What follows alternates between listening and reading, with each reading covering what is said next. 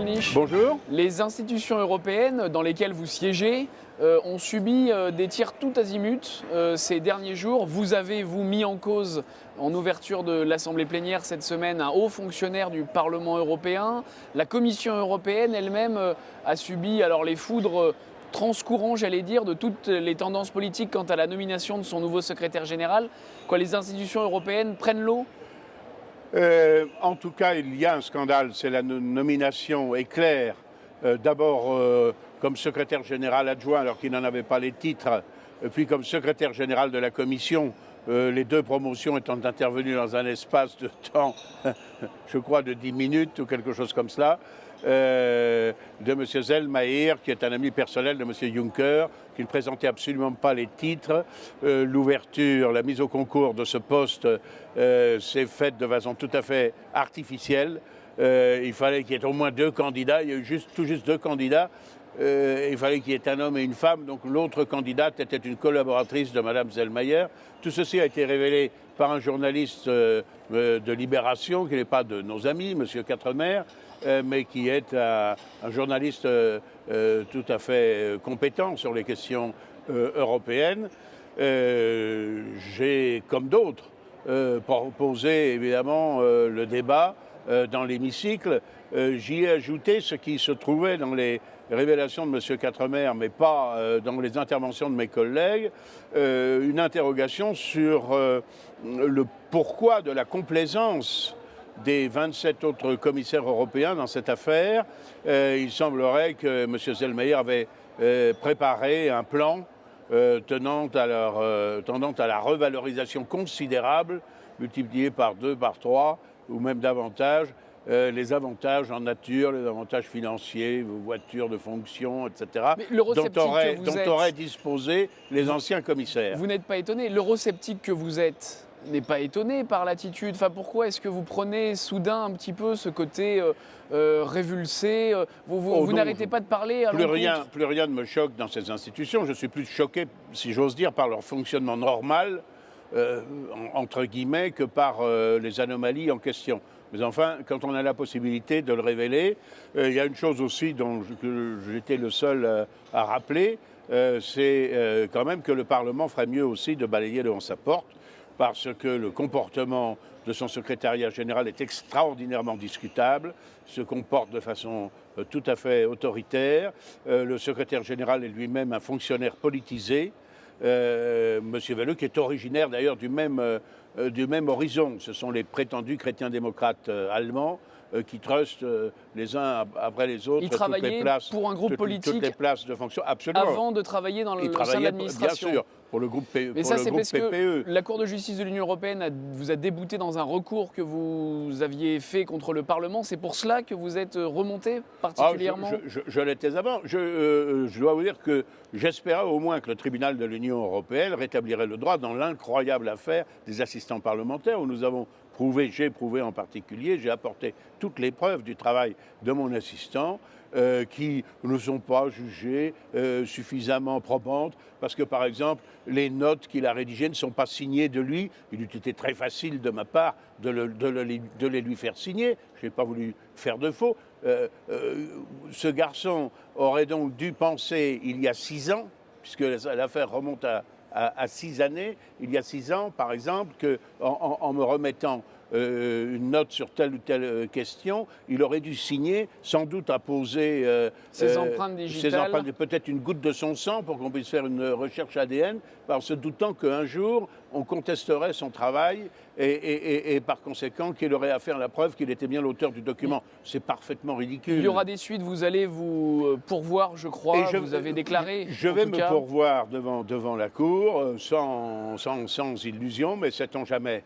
Je vais me pourvoir devant la Cour et je rendrai à cette occasion publique tous les éléments du dossier, de telle façon que chacun puisse les apprécier dans la plus parfaite transparence. On aura l'occasion d'y revenir. Le Front National, le parti politique qui est le vôtre, a organisé son 16e congrès à Lille. Qu'est-ce qui s'est passé finalement? Eh bien, ce congrès était bien organisé, indiscutablement. Il y a eu certainement des éléments positifs. Je regrette, en ce qui me concerne, qu'on se soit un peu trop, à mon avis, focalisé sur la révision des statuts. Il y avait des choses tout à fait nécessaires dans cette révision. Vous avez adopté les nouveaux statuts du mouvement. Il y avait une chose qui ne l'était pas, c'était la suppression de la présidence d'honneur. Je me suis longuement exprimé à ce sujet, je n'y reviens pas. Et aussi sur la question du nom. Moi, Marine Le Pen a proposé un nom nouveau. Un certain nombre de malveillants sont allés faire un rapprochement avec le Rassemblement national populaire fondé par Marcel Déat, collaborationniste. Alors ça me permet, puisqu'ils sont férus d'histoire, de rappeler qu'il y avait pendant la guerre deux partis ouvertement collaborateurs pour l'Allemagne. L'un avait été fondé par Marcel Déat, qui avait été le premier secrétaire du Parti socialiste, un petit peu comme le chef du Parti socialiste en quelque sorte, et l'autre par Doriot. Doriot qui avait été le secrétaire du Parti communiste et le chef de la très puissante section de Saint-Denis. Vos adversaires sont obsédés par la Deuxième Guerre mondiale puisqu'ils ne vous voient qu'à travers ce prisme-là. S'ils viennent nous chercher sur ce terrain, on leur répondra facilement. Et on leur montrera d'ailleurs à quel point le collaborationniste le plus extrême venait de la gauche. Et ce nouveau nom, vous avez dit qu'il vous satisfaisait. Mais en réalité, non, non, il ne me satisfait pas. Moi, je n'étais pas favorable au changement de nom. Bon, je ne le trouvais pas nécessaire, mais ce nouveau nom n'est pas si nouveau que cela, puisqu'on garde le sigle d'une part, et que Rassemblement national, c'est l'étiquette de la liste que conduisait Jean-Marie Le Pen en 1986, sous les couleurs de laquelle j'ai pour la première fois été élu jeune député à l'Assemblée nationale. Alors, encore une fois, moi, le nouveau nom, ça se justifie s'il y a un changement de substance, en l'occurrence des alliances. Ça avait été d'ailleurs l'intention de Jean-Marie Le Pen en 86, car dans la liste qu'il conduisait, il y avait des gens qui n'étaient pas tous encartés en quelque sorte au Front National. Bon, Marine Le Pen, elle, considère que le changement de nom est un préalable aux alliances. Écoutez, nous verrons bien si ces alliances se profilent à l'horizon. Oui, les instances vous êtes renouvelé au bureau politique vous-même. Les instances ont été renouvelées à cette occasion. Je crois que le nouveau comité national qui est élu par l'ensemble des adhérents est représentatif de toutes les sensibilités du mouvement. Je suis plus réservé sur le bureau national, mais enfin, ce n'est pas moi qui l'ai proposé, c'est la présidente. En tout cas, ce que j'espère, c'est qu'on va davantage insister maintenant sur la substance de nos propositions. Alors, un effort a été fait à ce congrès pour parler, par exemple, de nos propositions en matière européenne.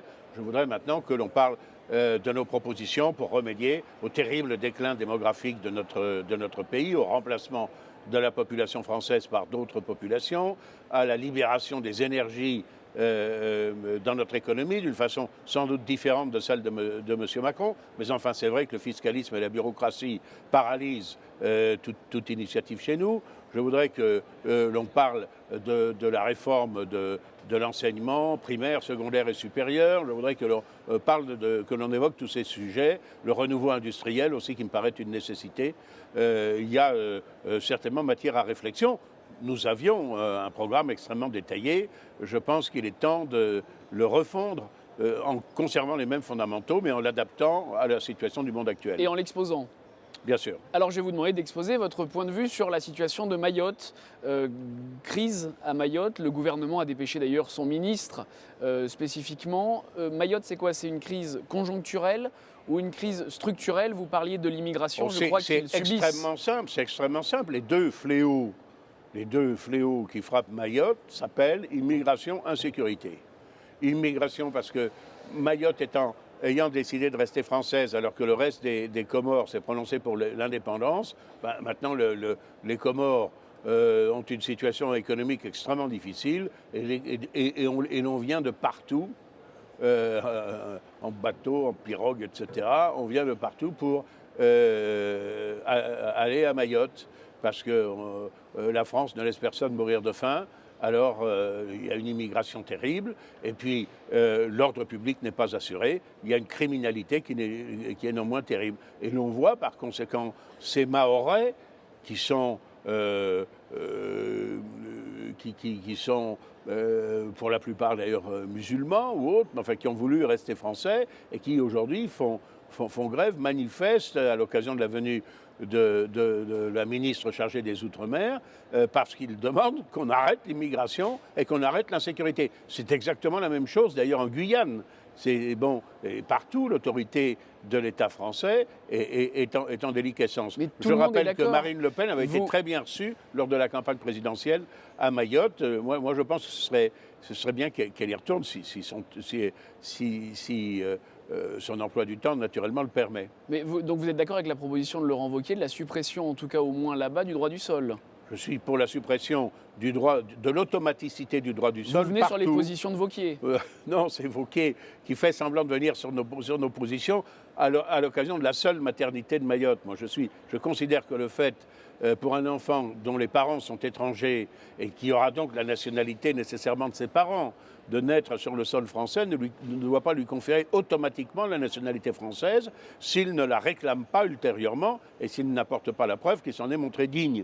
Ça vaut, en ce qui nous concerne, pas seulement pour Mayotte, ça vaut pour l'ensemble du territoire français. La SNCF engage sa grande réforme. Vous êtes membre de la délégation, de la commission des transports au Parlement européen. Là, c'est un sujet quand même relativement national. Votre position, je vais vous demander d'analyser un schéma, Bruno Gollnisch, qui est celui du réseau et de l'évolution du réseau ferroviaire en France.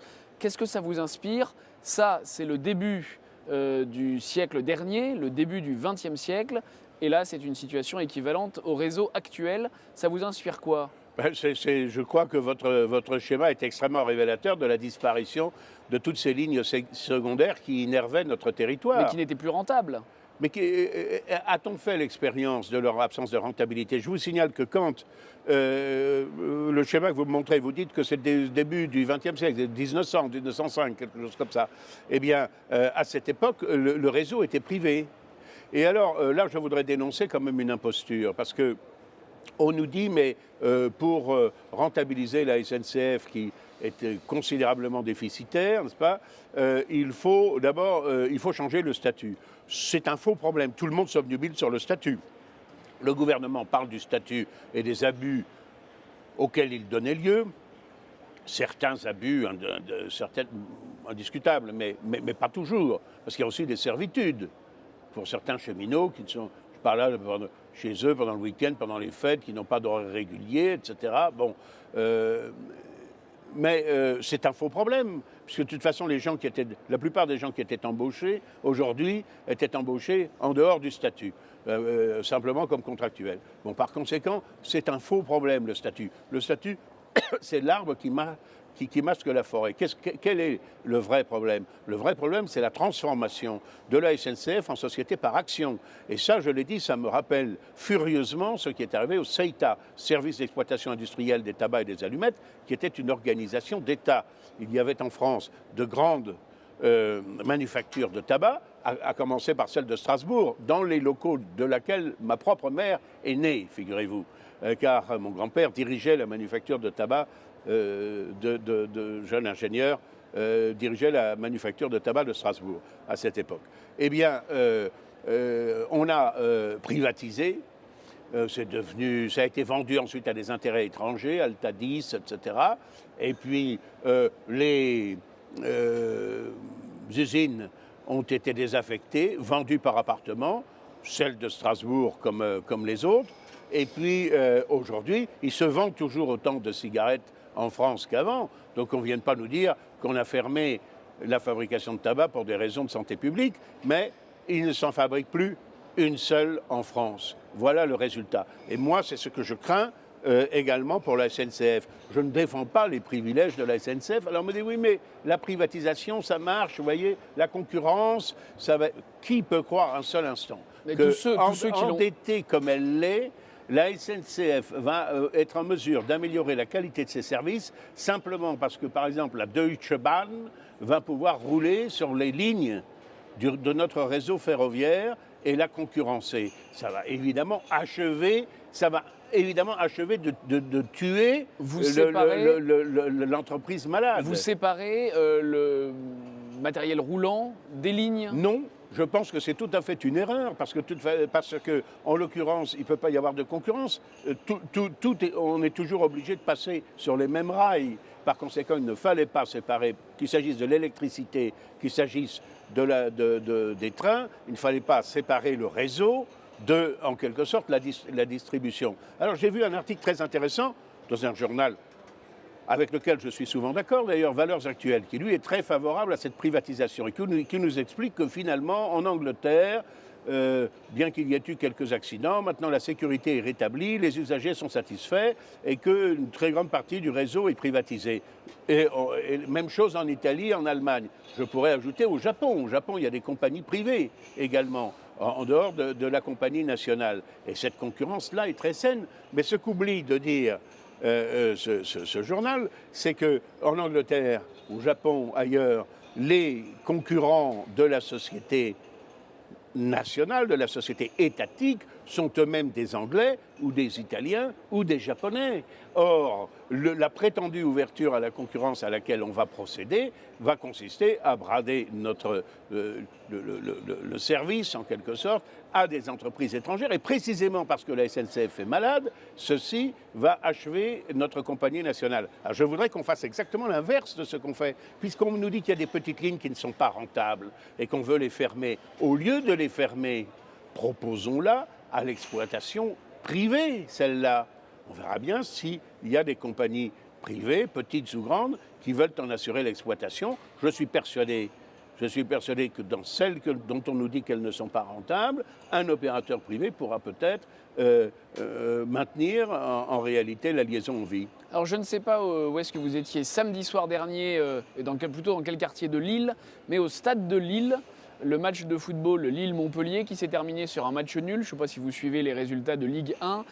C'est surtout... Je n'ai pas regardé le match, hein. J'étais occupé au Congrès du Front, oui. Vous étiez en gala ? J'étais au dîner de gala, oui, qui était Le fort match sympathique. se conclut, les supporters de Lille envahissent le terrain et menacent physiquement les joueurs. Qu'est-ce que ça vous inspire, cet accès de violence ? Est-ce que c'était la présence du Front National qui a remonté les supporters de Lille ? Non. Je crois que le Front National n'a eu aucune incidence sur ce match. Les adhérents du Front National étaient trop occupés au Palais des Congrès. Non, oui, j'ai vu ces scènes absolument invraisemblables où les supporters mécontents des résultats de leur club ont envahi la pelouse pour casser la figure à leurs joueurs, aux joueurs qui sont censés soutenir. C'est évidemment la négation de l'esprit sportif. Je dirais c'est à des incidents comme cela que l'on mesure et le déclin de l'esprit sportif et la corruption du football et d'une façon générale le déclin de notre civilisation. Civilisation, il en est question dans les drames qui touchent toujours la Syrie. Actuellement, sous le feu des projecteurs, c'est toute la région de la Ghouta orientale. Vous faites un parallèle avec la situation d'Alep. Le régime syrien, Bachar al-Assad, continue de pilonner les populations civiles. Il y a une guerre. Oui. La guerre, c'est toujours affreux. Ça consiste à tuer des gens, la guerre. Bon. Alors évidemment, il faudrait épargner les civils. Il faudrait épargner les civils, nous disent ceux comme les Britanniques ou les Américains qui ont détruit toutes les villes françaises de l'Ouest lors du débarquement, quand même pour assurer leurs arrières, qui ont détruit Dresde, qui ont détruit Hiroshima et Nagasaki. Mais plus récemment, en Irak, alors, la coalition... il faut rétablir un certain nombre de vérités, parce qu'il y a beaucoup de propagande. Excusez-moi de revenir aux questions actuelles, mais oui. En Irak, par exemple, la coalition des Américains et des Anglais n'est pas équivalente dans les bombardements à ce que fait Bachar al-Assad. Non, mais ils n'ont pas été avares de bombardements lorsqu'ils ont envahi le pays, y compris de bombardements sur des objectifs civils.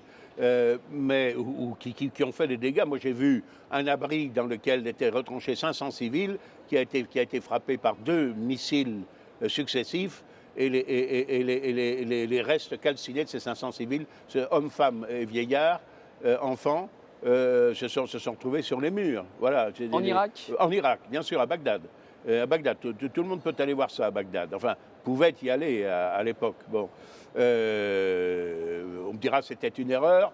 Les Américains croyaient que dans cet abri civil, il y avait peut-être un état-major camouflé ou que sais-je encore. Aujourd'hui, Bachar al-Assad n'a pas le choix. Mais ce qu'il faut savoir, c'est que ce quartier de la Ghouta orientale, dont on nous parle beaucoup, de ce quartier partaient quotidiennement des roquettes contre le centre-ville, contre la vieille ville de Damas, et notamment aussi contre le quartier chrétien. Voilà.